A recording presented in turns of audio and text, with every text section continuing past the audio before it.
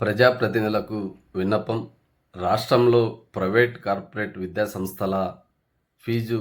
దోపిడీని అరికట్టించాలని, విద్యను వ్యాపారం పెద్ద ఎత్తున ఒక మాఫియా నీడలో నడుస్తున్నట్లు ఆంధ్రప్రదేశ్లో ప్రీ నర్సరీకి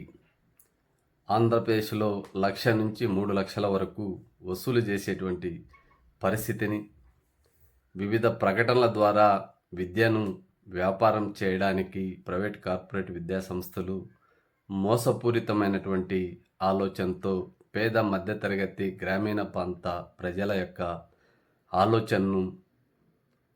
ప్రైవేట్, కార్పొరేట్ విద్యాసంస్థలు క్యాచ్ చేస్తూ ఉన్నాయి. రాష్ట్ర ప్రభుత్వం ఇప్పటికైనా ఈ వ్యాపారాన్ని కట్టడి చేసి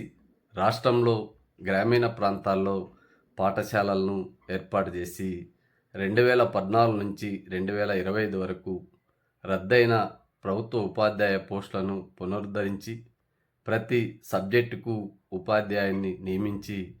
ప్రభుత్వ పాఠశాలలను మెరుగుపరచాలని విజ్ఞప్తి చేస్తూ, ఈ విద్య యొక్క వ్యాపారంతో ఆంధ్రప్రదేశ్లో ప్రజలు అప్పుల పాలవుతూ, రైతులు, కార్మికులు, పేద మధ్యతరగతి ప్రజలు వారి పిల్లల్ని స్తోమతకు మించి చదివించుకోలేక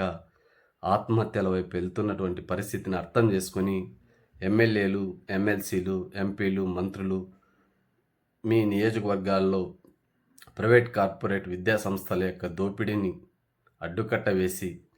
అక్కడ అర్హత గల ఉపాధ్యాయులు బోధిస్తున్నారా లేదా, మౌలిక వసతులు ఉన్నాయా లేదా, అధికారులు అవినీతి లంచాల్లో మునిగిపోయి ప్రైవేట్, కార్పొరేట్ విద్యాసంస్థలకు దాసోహమైన సందర్భంలో